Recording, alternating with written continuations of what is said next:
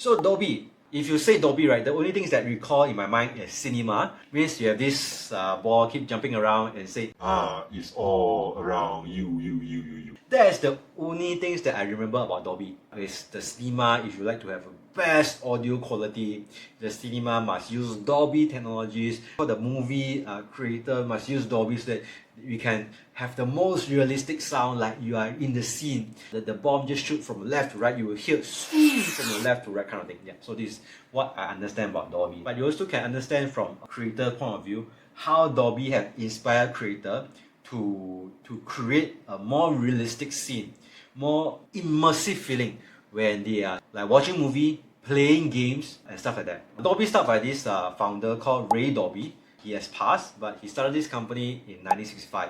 Alright. Although he started his company in London, right? Actually, he is an American, and he's from this state, right? The same as Nike founder, Oregon, Portland. So his objective is really pure, very simple. When they do sound recording back then, right, for movies, right, there's always background noise, background sound,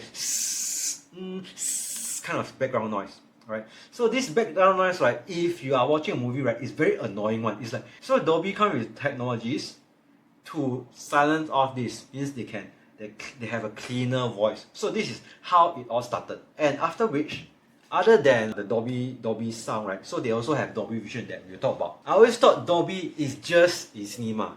But in actual fact, in a lot of our devices, right, they have things that support Dolby kind of technologies. And a lot of device, they would buy this thing from Dolby to have this insert or provided in the device itself. Other than soundbar, TV will also have the Dolby technologies inside one.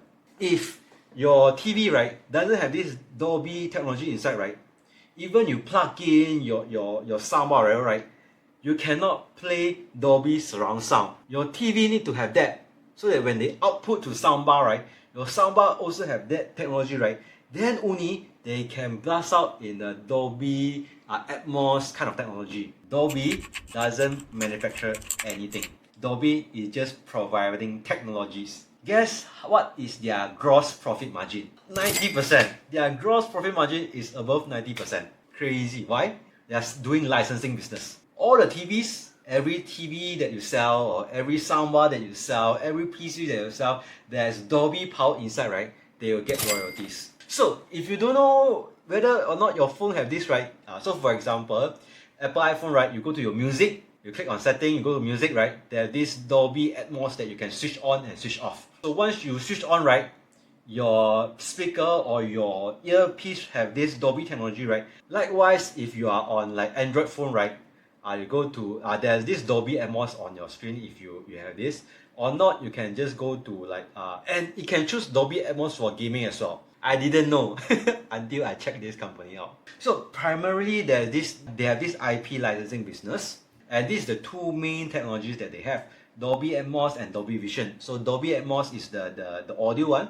Dolby Vision is the high DR, HDR kind of like for your phone, for gaming. The color contrast is strong, so that you can have best experience in experience all these like digital like vision and products. So how they run the licensing and how they make money. So there's these two players that they will talk to. First is the component manufacturer. Means like, for example, the chips, the CPUs and stuff like that, right? They need to insert this technology in. So they need to insert this into their hardware component. So when they sell the chip, right, it's include the Dolby technology in it, right? So the chip manufacturer would pay a royalty to Dolby. So after the chip being sold to, right, for example, TV like Hisense, TV like TCL, TV like Samsung, when they integrate this chip into their TVs, right, the TV will, based on the unit, they need to pay licensing as well. They are collecting licensing fee based on the chip maker and also a device maker. So there's the upfront licensing fee and there's royalty fee. So it based on device per unit, and based on per unit, right, they will collect a licensing fee, alright, and royalty fee. Alright, so let's look at like their financials and more specifically into their revenue share. So if you look at their revenue share, you see total licensing revenue and product and service revenue. So product and service revenue, right, is mainly the cinema. Doesn't do quite well, and it's very small portion of their revenue. Most of their revenue is come from total licensing revenue. Means all those like mobile device, broadcast device, PC device. Actually, the growing one is the automotive one. Means the new business. Yeah, automotive is the car sound system.